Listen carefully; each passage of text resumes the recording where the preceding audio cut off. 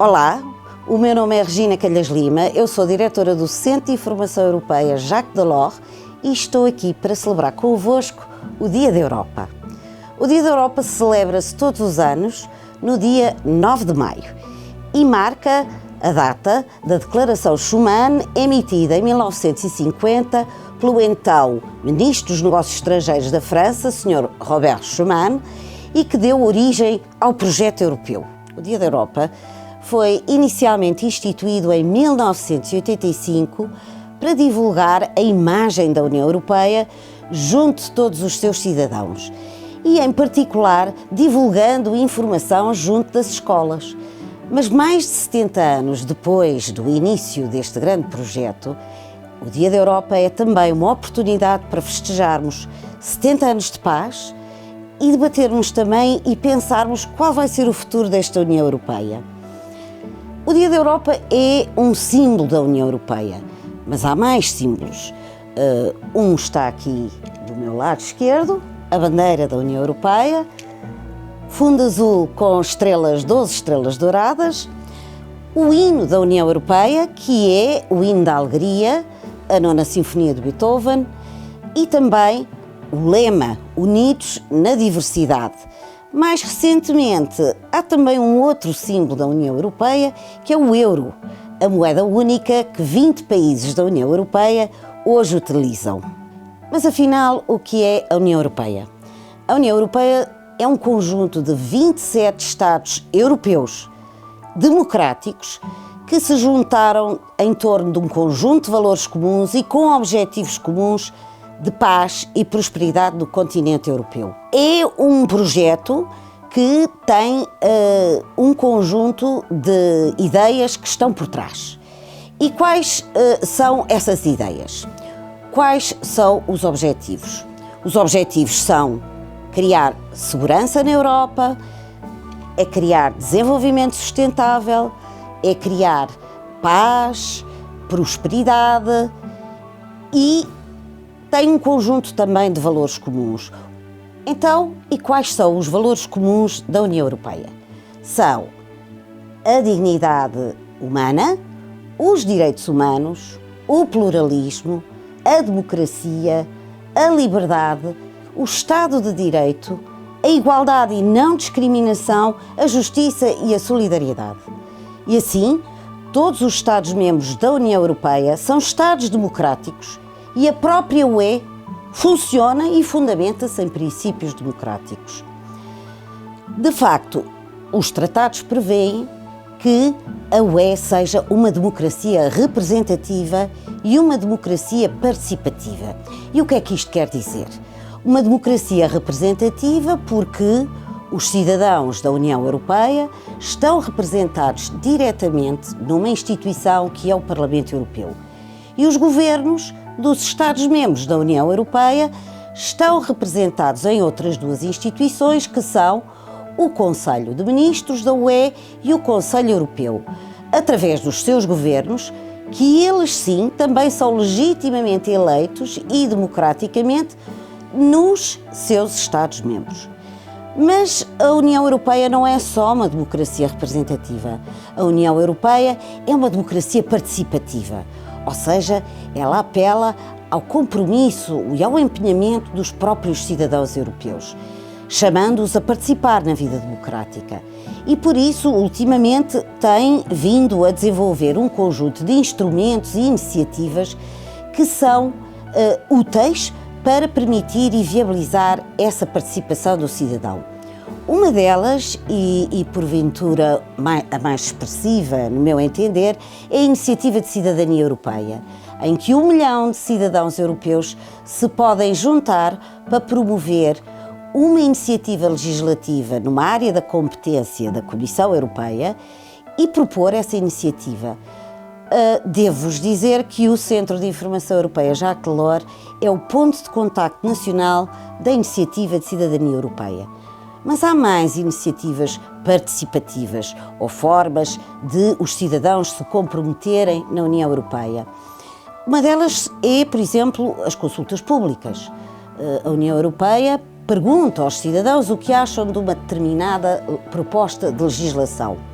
pode haver também projetos da sociedade civil, pode haver também direito de petição, de fazer perguntas às instituições e de obter respostas na sua língua. Ou seja, muitas formas de empenhar os cidadãos na vida e no cotidiano da União Europeia. Resumindo, todos os cidadãos da União Europeia estão a participar ou têm a possibilidade de participar direta ou indiretamente na construção da União Europeia. E isto é possível graças a um instituto que se chama a Cidadania Europeia. E o que é isso da Cidadania Europeia? A Cidadania Europeia foi uma figura que foi instituída pelo Tratado de Maastricht em 1992 e que diz mais ou menos isto. Qualquer pessoa, qualquer cidadão de um Estado-membro da União Europeia é também um cidadão europeu. Ou seja, a cidadania europeia não suprime a cidadania original, antes acresce a essa cidadania. Portanto, não há aqui uma substituição, por exemplo, da cidadania portuguesa pela cidadania europeia. Não, os portugueses são simultaneamente portugueses e cidadãos europeus. E a cidadania europeia é importante porquê? Porque a cidadania europeia, conforme veio estabelecida no tratado, confere direitos às pessoas e deveres também. Mas os direitos, de facto, transformaram esta Europa. Os direitos mais óbvios, e que porventura todos conhecerão, são o direito de viajar livremente, não ser controlado com os passaportes nas fronteiras. O direito de estudar num outro país que não seja o seu, o exemplo do programa Erasmus, que está tão conhecido no nosso país. O direito de residir num outro Estado-membro. Porventura terão amigos portugueses que residem noutro Estado-membro da UE e não em Portugal. Ou o direito de trabalhar. Se calhar também tem familiares que trabalham noutro Estado-membro da UE e não em Portugal. O direito, por exemplo, de fazer uma petição ao Parlamento Europeu, pedir uma explicação. O direito de recorrer ao provedor da justiça quando se sente injustiçado, porque quando não há uma boa administração da União Europeia. Apresentar uma queixa à Comissão Europeia se acha, por exemplo, que o seu Estado não está a cumprir a legislação europeia.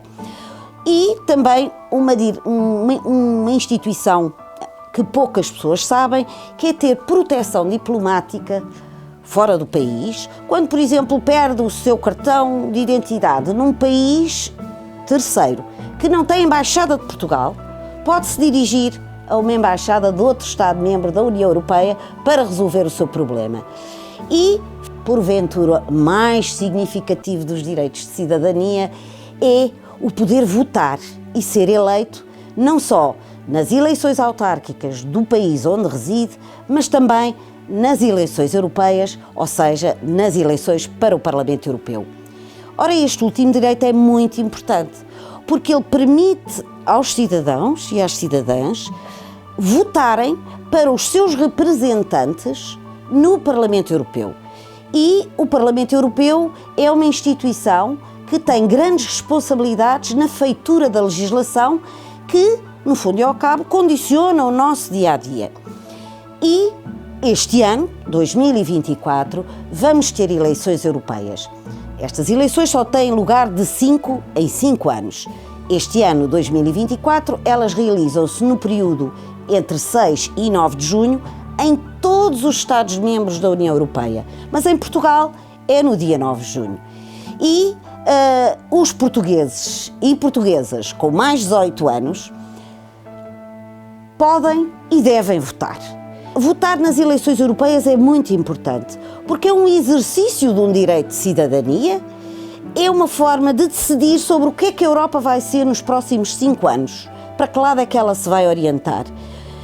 É também uma forma de defender estes valores democráticos, a tal democracia representativa, é também uma forma de contribuir para o reforço dos próprios valores europeus e é muito importante que votem, porque quanto mais votos houver, mais representativo será o Parlamento Europeu. Nenhum voto é indiferente ou irrelevante. Por isso, no dia 9 de junho, votem. onde quer que estejam. Em Portugal, há regimes excepcionais para votação em mobilidade ou para exercer o voto antecipado. Votem, porque a Europa é nossa, é de todos nós. Eu sou a Regina Calhas Lima. O Centro de Informação Jacques Delors está disponível para acolher os vossos pedidos de informação ou sessões de formação, as nossas aulas Jacques Delors, e, portanto, deixamos os nossos contactos no fim desta apresentação e contactem-nos.